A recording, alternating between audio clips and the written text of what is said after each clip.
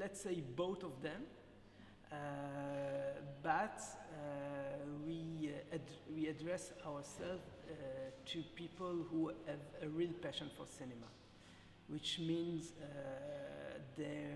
which have some background, which have some references,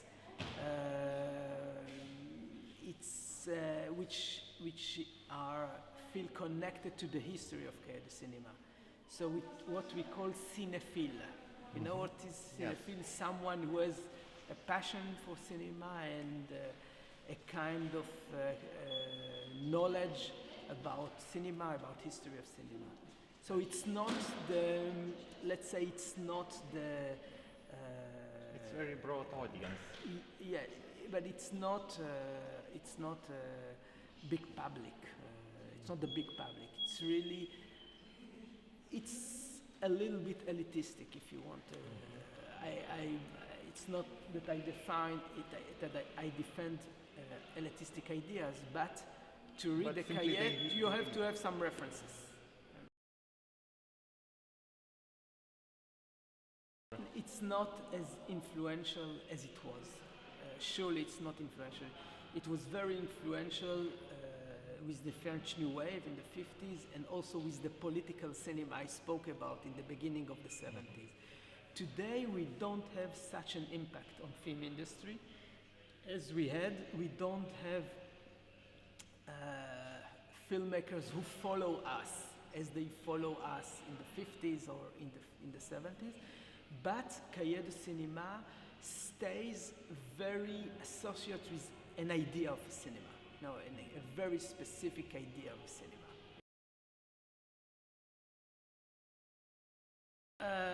We make a very hard work to denounce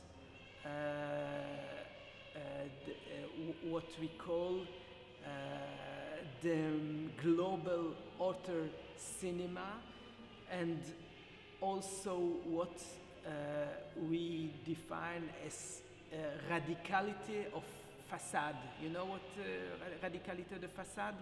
Which means radicality for radicality, you know?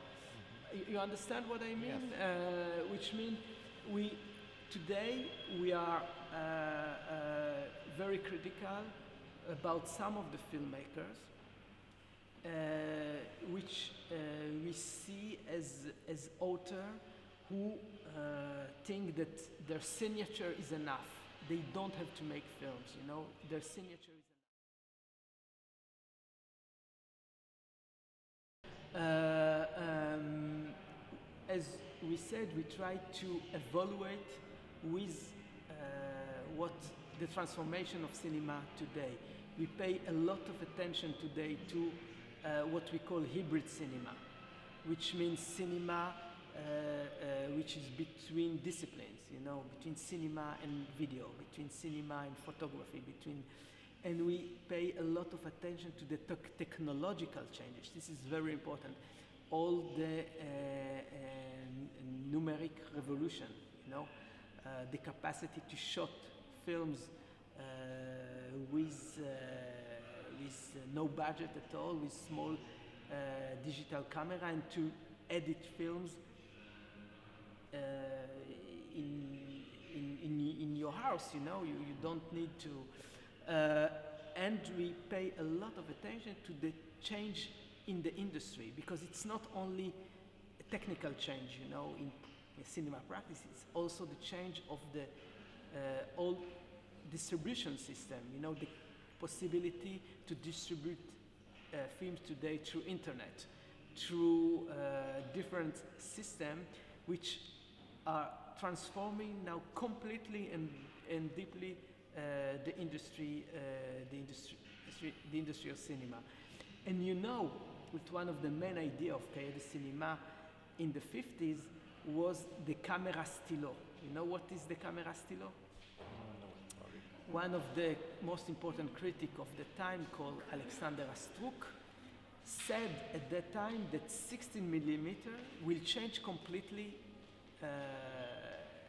cinema industry, because it will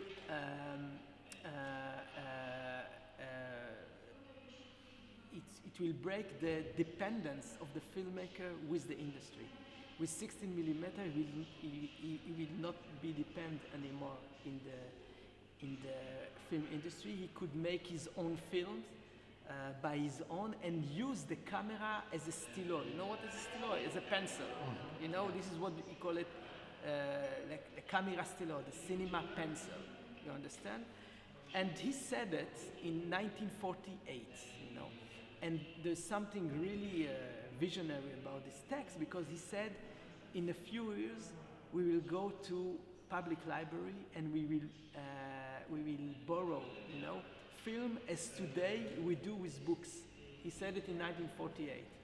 So it didn't happen a few years after. It's happened in the 80s with video and then DVD. But his idea about the 60 millimeter wasn't. It was a prophecy, but which was not accomplished, because let's say that 16 millimeter was important, but it was a margin.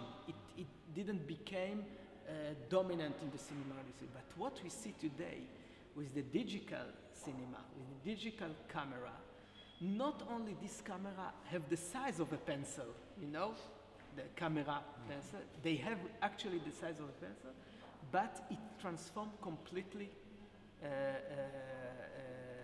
cinema industry.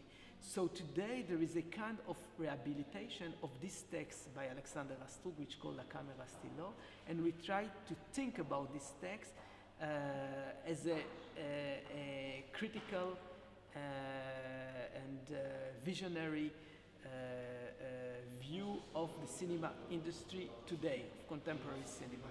So these are the idea that Cahiers du Cinema try to defend today, but which are really associated with the main idea of Cahiers du Cinema in the 50s and 60s, the author, the question of the author, the question of between aesthetic and ethic, you know, all these issues are very important to Cahiers still today.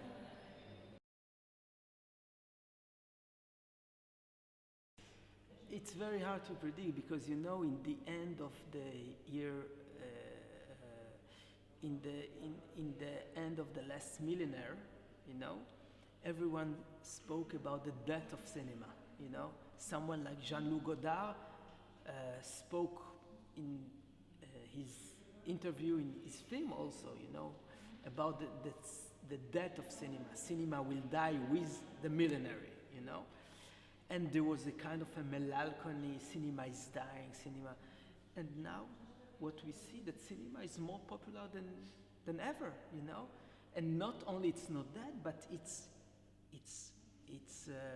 keep on renovating itself, you know, with digital equipment, and so it's very hard to predict what happened with cinema in 10 years, but it is clear that the digital revolution will transform completely cinema industry, and probably we are going to an era where consummation of film will be very private, you know. People will watch film more and more at home, in domestic places, and going to cinema will be an event which reminds what we are doing today when we are going to the opera or to the museum, you know. Going to cinema, see a film on big screen will be something else, something more ceremonial, you know, something more, and I think that, and cinemas will become a kind of museum, you know, which will have the rule to keep cinema as a collective, you know, experience, and also the role to keep cinema as a museal object, you know, the history of cinema. But people in everyday life will consume cinema in their home, in their houses, through the computer, you understand? Yeah. So I think the main changes we are where we are going to, but I cannot predict. These are my feelings, but